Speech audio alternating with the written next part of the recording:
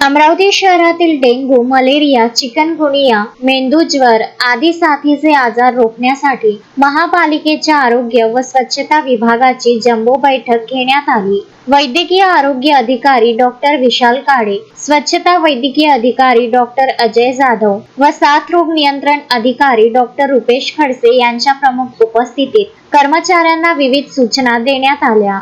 घरोघरी गृहभेटी, कंटेनर तपासणी, दूषित पाणी साठे नष्ट करणे, गप्पी मासे सोडणे, तापाचे रुग्ण शोधणे व रक्त नमुने घेणे तसेच फवारणी व धूर फवारणी करण्याचे निर्देश देण्यात आले। नागरिकांमध्ये स्वच्छतेबाबत जनजागृती करण्यावरही भर देण्यात आला। डॉक्टर अजय जाधव यांनी डेंग्यू व मलेरियाचे रुग्ण आढळणाऱ्या भागात फवारणी व धूर फवारणी करण्यासोबतच परिसरात विशेष रुग्ण शोध मोहीम राबविण्याचे निर्देश स्वच्छता निरीक्षकांना दिले। साथरोग नियंत्रण अधिकारी डॉक्टर रुपेश खडसे यांनी साथीच्या आजारांचा उद्रेक कसा होतो याबाबत कर्मचाऱ्यांना मार्गदर्शन केले। आरोग्य व स्वच्छता विभागातील सर्व कर्मचाऱ्यांनी केलेल्या कामाचा दैनंदिन अहवाल सादर करावा आणि अडचणी आल्यास वरिष्ठ अधिकाऱ्यांशी संपर्क साधून त्यांचे तातडीने निराकरण करावे अशा सूचना देण्यात आल्या। मनपा आयुक्त डॉक्टर मंगेश गोंदावले,